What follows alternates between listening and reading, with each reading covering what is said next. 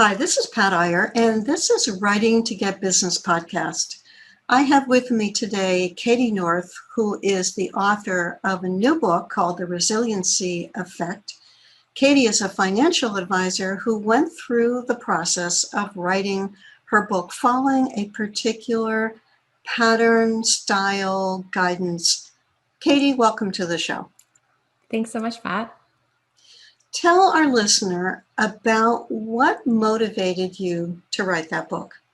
Yeah, so I'm a financial advisor and I have my own business. I have for years, but I wanted to write a book that was not personal finance related. And the reason why is because it was deliberate. And the reason why is because I hear so often from my clients, my prospects, that, we all have these big dreams and goals that we can tell people, we can list off, but very few of us are actually living them.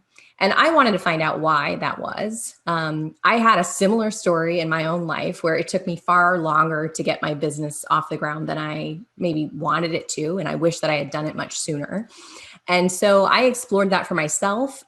But I also spent some time researching and interviewing 50 people to learn about their own journey and what it took to get their big dream off the ground. And what I found was that it was not about the outward success. It's not about checklists. It's not about another rung on the career ladder. Most often, it's about the inner journey that we all have to walk for ourselves. And that's what the resiliency effect is all about. It certainly does require a lot of resiliency to start a business. I think about people who have had that as a dream, but never act on it. My husband and I chuckle about one of his friends from college who just retired as a professor. And he's told my husband for 25 years, one of these days I'm going to start my own business. And it never got to be one of those days, but he kept that as a dream, but never took the next step. I was going to say pull the trigger, but I don't like that phrase when it comes to, it sounds too much like we're talking about guns. Yeah. And that's not my favorite subject. What did your conversations reveal about the amount of resiliency that separates the person who wants to do it with the person who actually does it? Yeah. So what I found is that most people had to get to a breaking point. Either they had a period of burnout, they, experienced overwork in some way. And that's what sort of brought them to their knees to make them consider a different path or a different way. And, one of the things that I heard a lot from people that I interviewed was that there is this success paradox. We can be as successful as we wanted. We can achieve all our career goals. We can get to a place where we feel really happy. But then immediately the next day or the next week, we're like, well, was that it? What else can I do? And then eventually you start running out of things to do that are kind of this immediate. And where the fear comes in is that in order to do some of these really big things, the true self kinds of things, the things that really will jazz us up and have this sustainable kind of passion and purpose, is that we typically have to come to terms with experiences that we've had in the past and address those limiting beliefs or those adaptations that we've developed as a result of things that we experienced, so that we can set those voices aside and say, no, it's okay. It doesn't feel safe, but it's okay to approach it this way, or it's okay to explore this in this way. And so the book has a lot of, at the end of each chapter, there are reflective questions, reflective exercises to think through some of the things that all of our brains do. Our brains pour on all of this fear and risk that it helps us sort through those things, those voices, to figure out what's real and what's not, what we can let go of. I would imagine you encountered people in your interviews who were told messages by their parents, like you should always be an employee. You should always seek a job with a good salary. It's too risky to start a business. You're not smart enough, good enough, bright enough, pretty enough, handsome enough, whatever, to be able to own your own business. Yeah, you hit the nail on the head. I mean, those sorts of messaging they start young, but also, it can be a little bit quieter than that. I mean, sometimes even just the nature of, wanting people to be straight A, like kind of enforcing, like, be a straight A, get straight A's, maybe get a B or two here or there, can enforce a feeling that not always like working towards, you always have to be working towards something. And if you're not working towards something, there must be something wrong with you. And that in and of itself can be really challenging for someone who wants to start a business or wants to make a big career change, because it feels like if the ability to succeed isn't there, it's too risky, maybe not going to do it. I have heard internet marketers who are among some of the most creative people talk about how they didn't do well in school, they didn't get good grades. They feel this need to share that information in the context of maybe it's humility, maybe it's look how lucky I am, maybe it's of course not luck, but it's a lot of hard work and application of knowledge. But they seem to go out of their way to say, I was failing in high school and yet, here I am. Mm-hmm. Did you encounter that kind of oh my goodness, Cady, I became successful despite A, B, C, D, and E? I think there was a little bit of that. I was mostly interested in figuring out the lessons learned, or, the ways in which people finally kind of came to terms with things. But I did get some very good stories from people who didn't succeed in the thing that they wanted to do. And so they had lessons learned from that took them in a different direction. I thought that was very interesting as well. But yeah, I think the hero's journey is always an important storytelling method, is to learn like where people have come from and what they had to overcome despite all of that, and to move forward. So we definitely have some stories like that in the book. And I think, it adds some interest and intrigue for sure. And how did you find these people that you interviewed? I started with looking through some TED Talks, and that led to books, that led to, different resources. I also, by nature of what I do for work, I have a lot of really great contacts and really fantastic women who've done some amazing things in my own network of peers and mentors. And so I was able to combine those two and find a really good swath of people, pretty diverse group of people actually, to chat with. And did any of them say, yes, you can use my story, but don't use my name? No, I didn't experience that actually. And mostly because I approached it from I'm writing a book. I'd like to feature you. Can we just chat for 20 minutes and see how it goes? So I didn't have that experience where people were nervous or didn't want to use their name. And did they have to sign a permission form to have their stories included in the book? No, I didn't take that approach. But what I did do is after I completed the chapter with their information, I sent it to them. And I said, hey, would you mind reading over this? I'm super excited about how it turned out, but I want to make sure I've characterized your work appropriately. Mm-hmm. And so I just let everyone read what it was that I had written before it was published so they could give me some feedback. Uh-huh. How long did it take for you to put this book together? I started writing it in January 2020. So I made the decision to do this before the pandemic started. And then as I was kind of sitting down into it and starting to write chapters and things, the pandemic was in full force. So it was in some ways a really good project for a year like this year. But what got me to be able to do this so on such a quick timeline, from start to finish under a year, is joining an author cohort that sort of not only kept me accountable, but had a wealth of resources and information about the book writing process, about the ups and downs of the, imposter syndrome feelings that come up. And, it took what I would have thought was going to be an extremely lonely process, writing a book, and made it into this extreme community building, wonderful experience during a year when people felt so isolated. Yes. Yeah. Did you encounter any surprising concepts about resiliency as a result of talking to the people, or misunderstandings about the concept? Yeah. So, I mean, one of the reasons why I wanted to name the book The Resiliency Effect is because in one sense, I want it to be an aspirational thing. Like, we should all strive to be more resilient. We could all use, to be more resilient. But I also chose that word and that name because people who have been through trauma, adversity, experiences, there is an inherent resilience, but it's not always a good thing. Sometimes it can be a double-edged sword.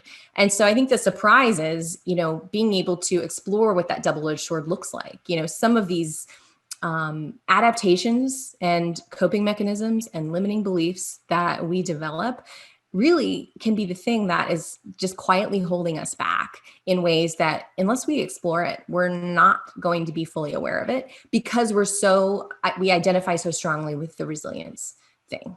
In my own personal life, both of my parents passed away before I was 21. And I became the guardian to my younger sister, and she was 16 at the time. So I'm, barely out of college and suddenly, managing a household with a 16-year-old. And because of that, I'm over responsible. I'm an over responsible human. I'm over empathic. And I tend to kind of overdo it in a lot of ways. And that led to a lot of burnout for me because I was always trying to overachieve and do too much.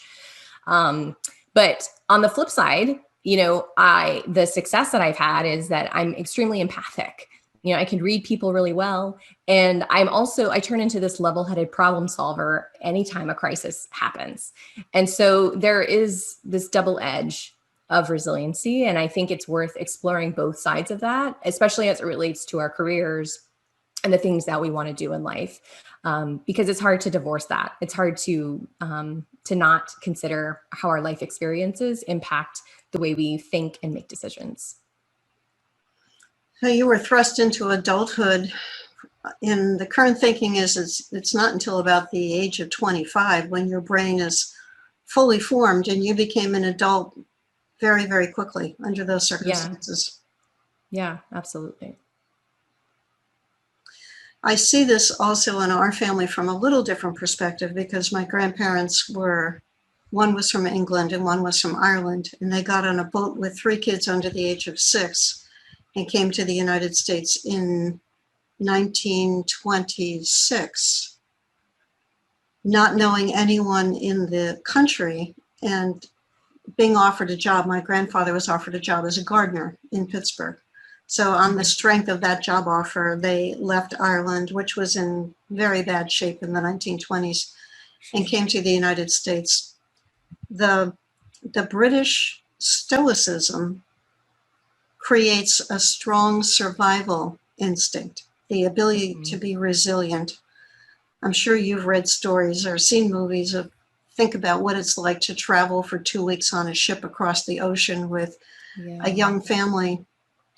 And the British-Irish mix says, we get through, we're survivors, we don't admit to weaknesses, we don't apologize, we're not affectionate. So that's the double-edged sword that I grew up with a mother who could never admit that she had made a mistake or apologize. And the first time she did, I was 16, and my boyfriend was at the house, and he wasn't supposed to be there when there were no parents, but I thought I could get away with it. I still don't know to this day how she figured out he was over there. But she was very angry with me, and I told her that I was going to run away. And my brother had run away the previous month and went out to California in the Haight-Ashbury type of our culture, when there were flower children flocking to San Francisco. He stole the choir money and off he went. When I threatened to run away, she put a little note and she slid it under my door, and she apologized for yelling at me, which I really deserved. But I was shocked because I thought, she really does know how to apologize. That was a revelation. That was the first apology I got from her ever in my life. Wow. Are there any other, aside from what we talked about, any other double-edged sword aspects of being resilient, and yet it can come back to bite you in other ways that you can think of? Sometimes the double-edged sword, like you said, it can be something that's passed down to us, something we didn't ever experience ourselves. And so in chapter 3 of the book, I talk about the intergenerational nature of trauma and adversity. And there's some amazing stories there's a woman whose grandmother was in the Holocaust and a survivor of the Holocaust. And the way she grew up, you wouldn't have thought that that was a part of their family history because no one ever talked about it. And yet some of the adaptations that this woman has, her grandmother tends to be a hoarder. But she's a beautiful, just wonderful person in the community and is a connector of people and loves to wear bright red lipstick and all these beautiful things. But there's like this, always needing to work, always needing to be protected. And so Leah Warshawski, the woman who I profiled, she finds that she has some of these adaptations too, having not even grown up with her grandmother in the same household or the same state, that she's herself dealing with today and finding ways to cope and finding ways around them. And so sometimes this double-edged sword can be way deeper than even our own life experiences. It can date back generations. And that's a double-edged sword because we didn't do it. We can't control what happened to our families, right? But we have an opportunity to examine some of those behaviors, some of those adaptations, and figure out what we want to do with it and how we can survive in spite of it. And that's resiliency. I'm thinking about cleaning out my grandparents' houses after they died and finding wrapping paper that had been carefully removed from gifts and folded, balls of tinfoil, rubber bands, unopened stockings, all kinds of things that they kept because, they had that Great Depression perspective of you can't ever carelessly use things because you don't know if you can replace it. My mother's third husband grew up with parents in that Great Depression era, and he had, it turned out to be an unfortunate ability to be able to not feel like he had to get every single nickel of any product. But my son, who spent the weekend with them when he was little, there was an annual visit to stay with the grandparents. And he related, Grandpa went to the store and bought batteries for $3.29. And then he walked into another store and the batteries were $2.79. And we had to drive back to the first store and get our money back in order to drive back to the second store to get the batteries. And he was just astounded by that. And there were many, many, many of those stories watching how his grandfather reacted, which made no sense to my son. He was thinking, well, what's the big deal? It's 20 cents. And later, as he got older, he could calculate, well, how much was the gas per tank for that gallon to drive from one store to the other? But it was something he couldn't control. We were in Ireland on a trip, and my husband and I and my mother and her husband, my stepfather, we had bought something in a department store in Dublin, and they charged us a VAT, which we weren't supposed to have paid. And we walked out of the store, we went back to our hotel. My stepfather realized he had been charged this inappropriately, and he raced back to the store, and it was across the street from where we were supposed to have lunch. And I said to my mother, well, where is he? She said, oh, we had to go back and get a refund. I said, but he could have waited 15 minutes and then we were all going to walk back in that area to have lunch. She said, no, you don't understand. He was cheated in his mind. He had to rectify that. He wouldn't be able to relax until he got that money back. And I felt bad for him because he was just shaking with rage over this. And it affected his perception about the thing that he had bought. It was probably forever in his mind. And that's the thing I bought, and they charged me that tax and I shouldn't have had to pay it. Yeah. It's strange. The messages that we get as we're growing up related to money, and I'm sure you see that as well in your work as a financial advisor. There's those yes. themes that go through families, or saving for a rainy day or not saving for a rainy day. Yeah. Yeah. I'm always asking clients, if they're worried about some sort of behavior that they have, whether it's spending too much money or even sometimes saving too much money. I'm always asking, like, what does that remind you of from the way you grew up? Mm. And sometimes, like I said, we may not even be aware that there is any relation at all. But once we are able to say it out loud and make those connections, it's a moment that healing and change can begin. And how did writing this book influence the way that you work as a financial advisor? Well, I'm someone who always has integrated sort of life planning, life coaching in a way to the financial planning process. But this year, I've really adjusted my processes to some degree, and I got a new certification called a Registered Life Planner designation, which has given me a lot of just very clear framework to use with clients to make sure that we're uncovering at the very beginning of a relationship your deepest desires, the things that are the most important to you in life. And most of the time, that's not the first thing that comes to mind whenever you think of sitting down with a financial advisor, right? Most people are like, well, I want to buy a house, or I want a vacation home. I want to start a family. I want to do this. I want to do that. But when we actually do this work together and I start asking questions about what's most important, it comes out that no, it's the relationships. It's that I want to spend more time with my family. It's that this job that I've been doing for 20 years is really not that important to me or interesting. And so it takes what might take several years to uncover, and like learning someone and getting to know them. And we accelerate that because we're just focusing in on kind of the most important things early on. And so, this year, as a part of writing the book and as a part of doing this new certification, has just been about kind of codifying that and making that the only way I do financial planning. Mm. Did you take off time from your business to write it? I did it in conjunction. Luckily I'm at a place where in my business where I don't take on a ton of new clients in a given year. I have a pretty steady state.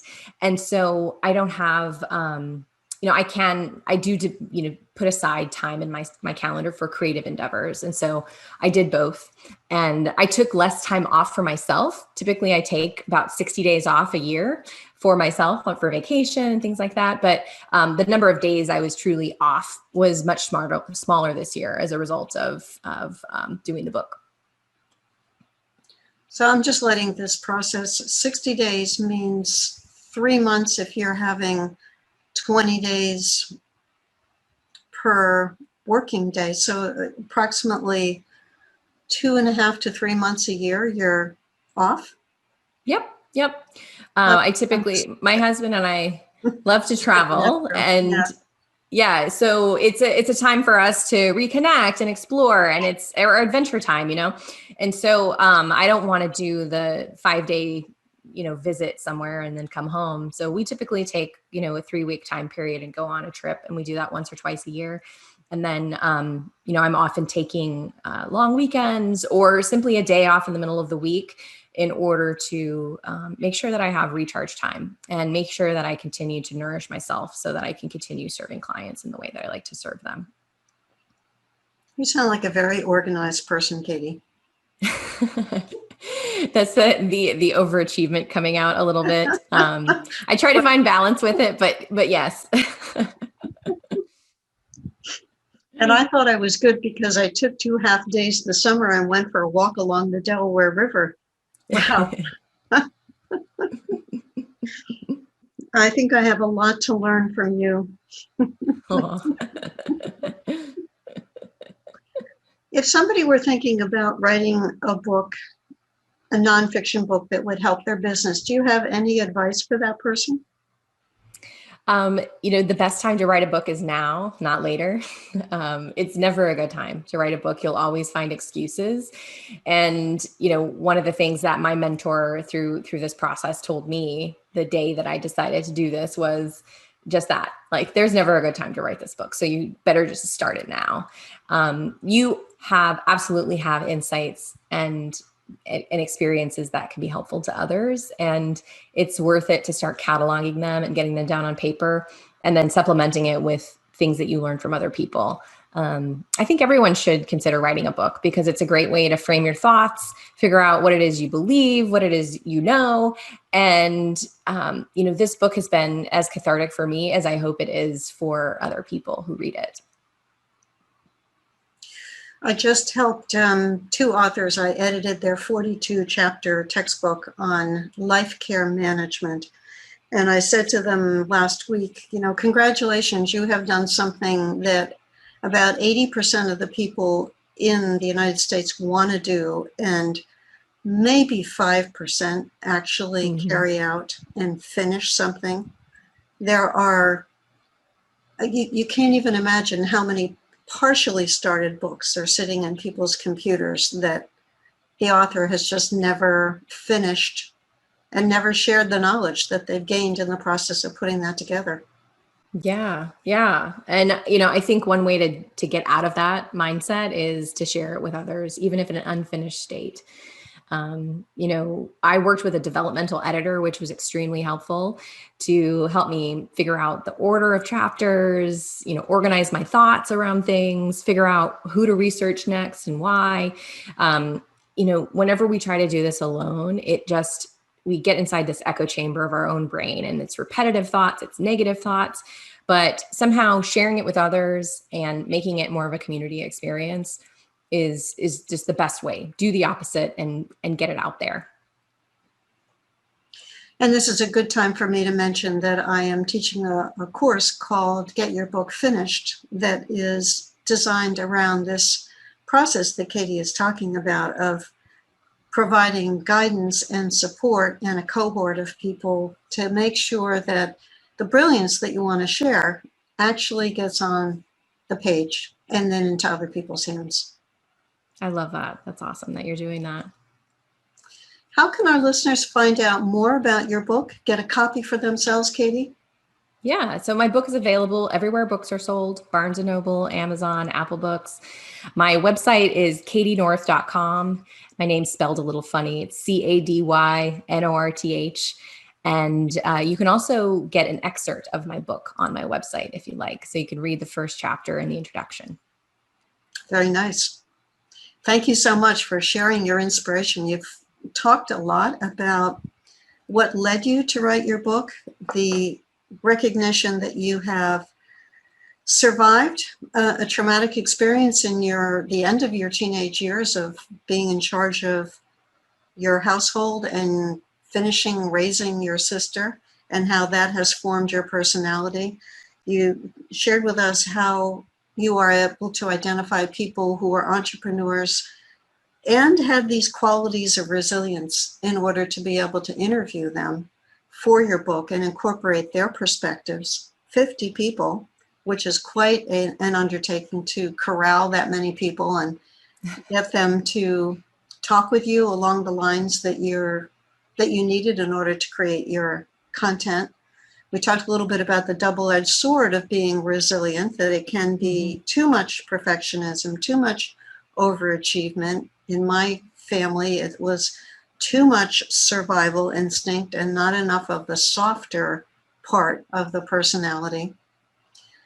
And how resiliency is such an important characteristic in order to survive and also to be an entrepreneur, because certainly business life throws situations at you when you least expect them, and you have to be able to handle a problem or an irate customer or some kind of a sticky situation and be able to get through that with your inner strength intact.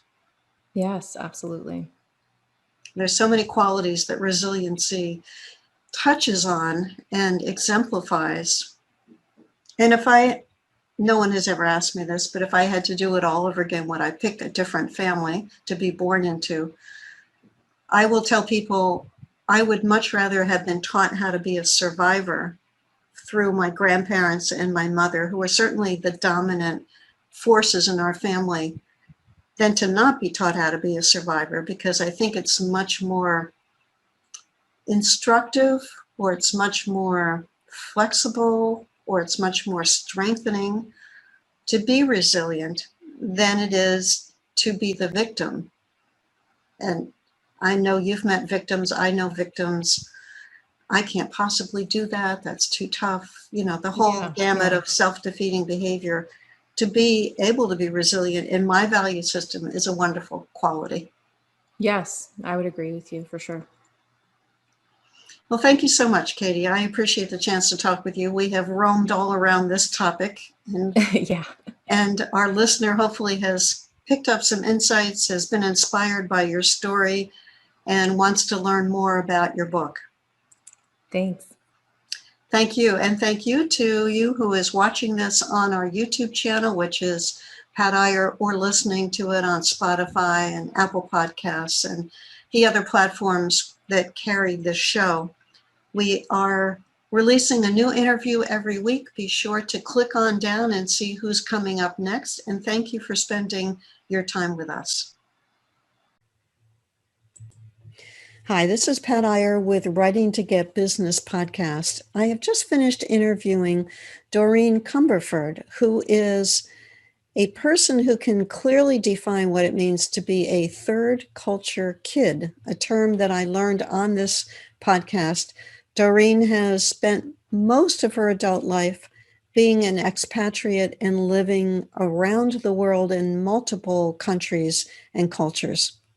She's written some books that relate to her adventures.